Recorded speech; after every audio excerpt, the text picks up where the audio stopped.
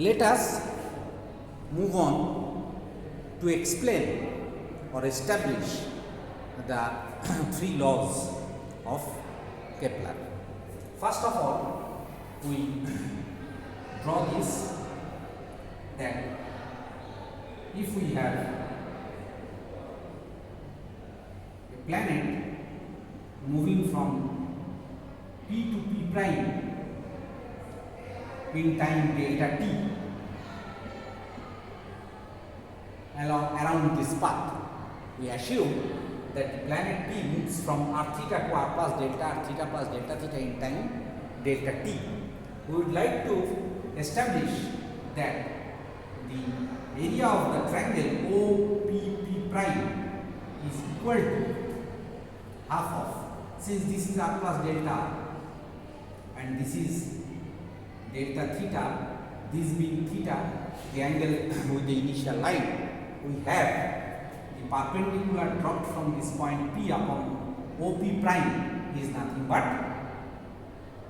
this is r, so this turns out to be r sin delta theta from the triangle OPN. From triangle OPN we have PN as perpendicular and r as hypotenuse with respect to this delta theta, and we have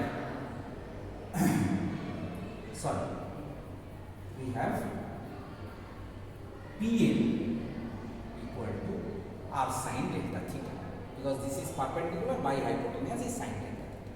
And what will be the area of triangle OPP prime? It will be half base into altitude, and base is OP prime, which is nothing but r plus delta r, and Pn is nothing but r sin delta theta.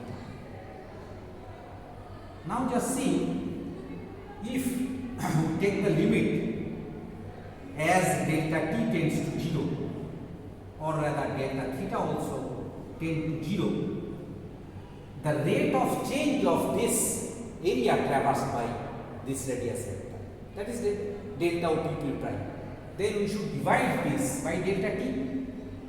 This radius vector moves from OP to OP prime and sweeps out the area of the triangle OPP prime, which is nothing but this. And what is the rate of sweeping out there? We divide it in delta t, and this becomes, and take the limit, so it becomes r sin delta theta into r plus delta r by delta t. And one can easily apprehend that since as delta theta tends to 0, sin delta theta tends to delta theta, isn't it so? And we have this equivalent to, when we take the limit, becomes half r delta theta into r plus delta r, where obviously we neglect the product delta theta into delta r in comparison with r squared delta theta, and there is the term delta t with which we have divided, and when we take the limit, we don't write delta t by delta t, or rather we write r square d theta dt, which is nothing but r square theta dot.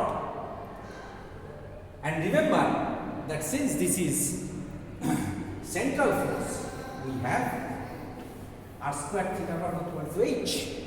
So since this is a central force where force always acts on this planet towards the fixed point O, we must have the cross radial acceleration ddt of r square theta dot 0, resulting in r square theta dot equal to h. So this is h by 2, isn't it so? While h is a constant of time. H is a constant of time. Okay? And since this h is constant of time, we can claim that the rate of change of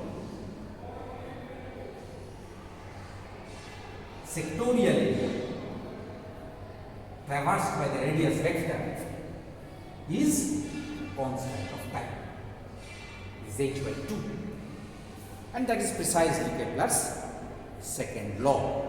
Now come back to Kepler's third law. In case of Kepler's third law, we just remember that since we are considering elliptic orbits, so the total area is pi AB, and since the rate of describing the sectorial area by the planet, the radius vector from the planet to the sun sweeps out equal area in equal time, and that rate is h by 2, and the whole area is pi AB, must have time period equal to pi AB by h by 2. Isn't it so? Pi AB is the total area and h by 2 is the rate of describing the area. So the time period will be like this, and this becomes 2 pi over h AB. Now h is root mu L, or we may say root mu b by root a, and this expression, if we plug it here, then it becomes 2 pi over root mu and ab by b by root a, or 2 pi over root mu a to the power 3 by 2, since this b cancels out. Okay? So this is precisely Kepler's third law. Now what about this h equal to root mu L? This also we can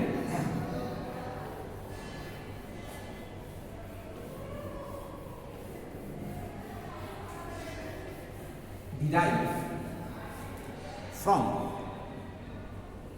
this equation. H square by p cube dp dr equal to mu by r square, considering inverse square law of planetary orbit, because this is h square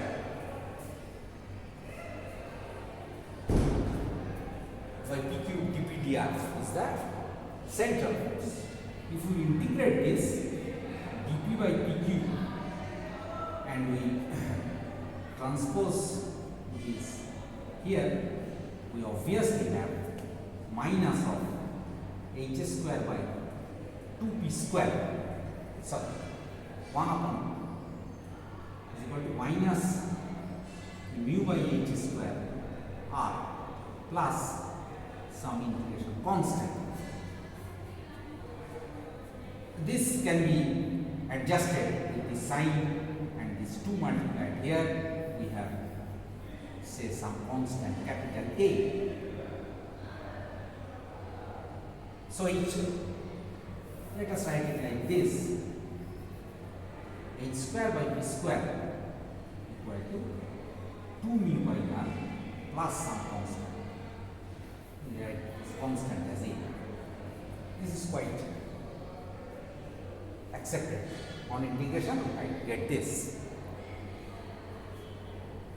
The reason for writing it in this format is to compare it with b square by p square equal to 2a by r plus minus 1, which is the pedal equation for ellipse and hyperbola.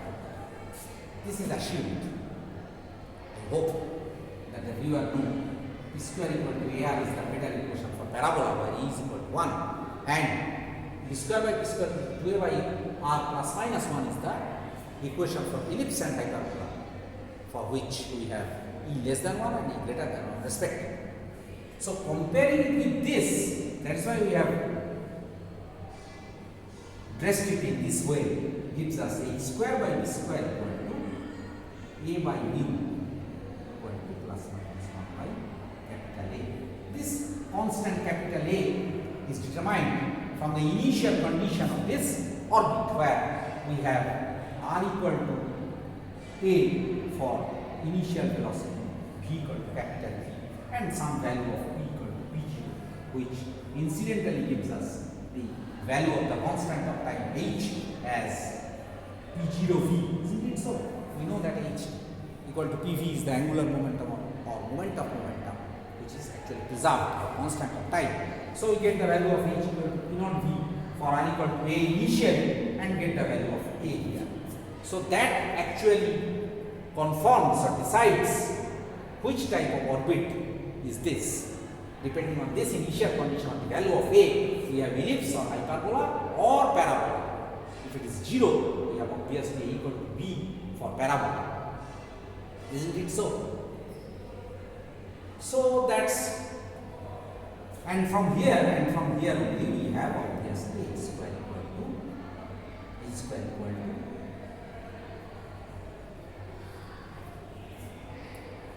sorry, I read it wrong.